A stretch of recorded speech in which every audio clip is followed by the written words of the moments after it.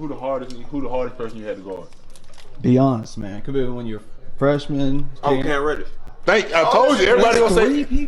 When did you play against Cam? Cam Reddish was the number 3 ranked player in his high school class, ranked behind only Zion Williamson and RJ Barrett. Just like you saw with All-Star Anthony Edwards, when you ask anyone who was the hardest person to guard in high school during his time, they'd say Cam.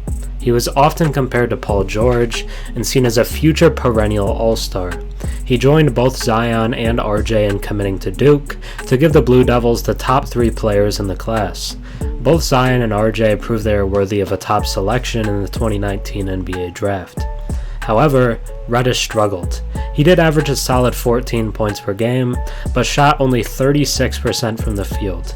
This would drop his draft stock heading into the 2019 draft, where he would be selected with the 10th pick. Some still had high expectations, but he's now on his 3rd team in his 4th NBA season. Some would label him as a bust, but he's turning his career around in Portland. He dropped 25 points in their loss tonight and has been extremely promising since he joined the Blazers. He's saving his career with the Portland Trail Blazers. To truly understand Reddish's NBA journey so far, let's look at how he's performed at each spot. Before we get into the play of Cam Reddish, if you enjoy my content and have watched a few videos of mine, think about subscribing. 96% of my viewers are actually not subscribed, so if you watched me before and enjoy the content, drop a sub and comment down below. It really helps the channel. Let's start with his time in Atlanta, as that's where he started his NBA career. The Hawks selected Reddish with the 10th overall pick in the 2019 NBA Draft, and although he wasn't a top 3 pick or anything like that, fans around the league and of the Hawks had high hopes for him. He had an immediate impact as a rookie, starting in 34 of his 58 games played. He averaged 11 points, 4 rebounds, and a steal per game as a rookie. They were solid stats, but he still had his problems with efficiency. He only shot 38% from the field in his rookie season. However, he had shown some solid scoring upside, and the Hawks were excited to see what he could become going forward. His numbers stayed about the same in year 2, averaging 11 points, 4 rebounds, and a steal per game, just like he did in year 1. However, his season was interrupted by injury, and he only played in 26 games. He did start 21 of them, and looked like an important piece when on the floor for the Hawks. He made it back for 4 games in the 2021 playoffs, and looked the best he had yet. He averaged 13 points, 4 rebounds, and 2 steals per game. And the best thing? He was extremely efficient. He shot 53% from the field and 64% from 3, finally showing glimpses of the player people thought he could be.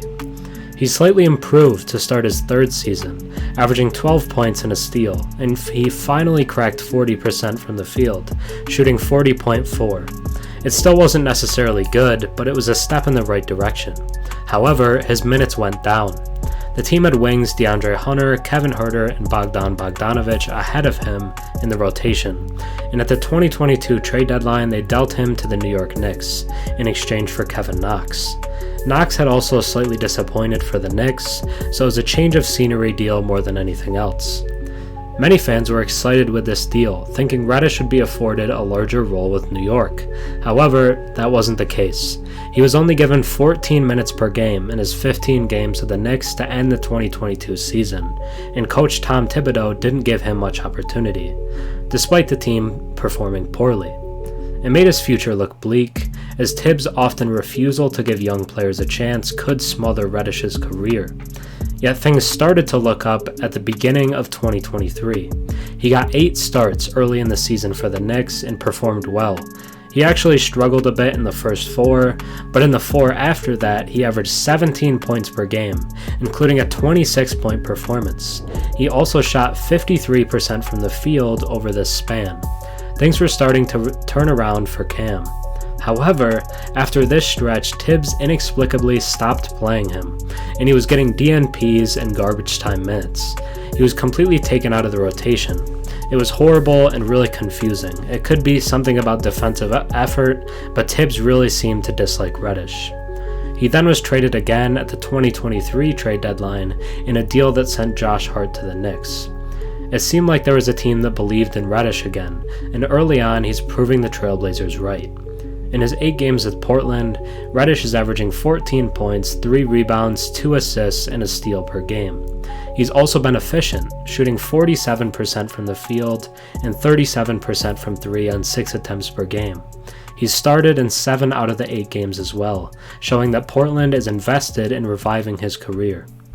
His biggest game came last night, scoring 25 points and hitting 4 threes. He also has had a 24-point game against the Sacramento Kings with the Blazers. He's looking confident as a scorer and getting more open looks playing alongside proven scorers in Damian Lillard, Anthony Simons, and Jeremy Grant. You don't have a bunch of young NBA stars declaring you their most difficult cover without being tremendously skilled.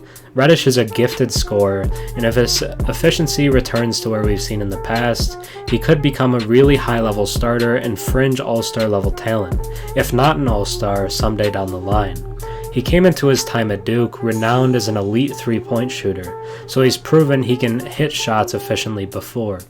With the Blazers, he finally has a team willing to give him shots and play through his struggles, which has allowed him to become more confident and flourish really early on with them. A few days ago, I made a video about James Wiseman turning his career around with the Pistons. One of my biggest points in that video was that he wasn't really a bust because he wasn't given a fair opportunity in Golden State. I think in some ways the same things apply for Reddish. He had some injury issues with the Hawks and did look really solid in a playoff series for them, but they shipped him off. Then he had a solid stretch with the Knicks, but they benched him and pulled him out of the rotation. With the Blazers, he has a team willing to start him games and play through his mistakes, and that's allowing him to become more confident. Portland sees potential in him and wants him to become the player people thought he could be. Honestly, it looks like he has a chance to do that. He's a truly gifted scorer and has a knack for getting steals, making him a valuable two-way player. If he can improve his efficiency, he can become a star someday, and he's still only 23 years old. We just saw Lauri Markkanen make his first All-Star team at 25, and Drew Holiday make his first in 9 seasons. There's still plenty of hope for him to prove the doubters wrong. It looks like Cam Reddish is saving his career with the Portland Trail Blazers. Thanks for watching. I'm Herm. Have a good one.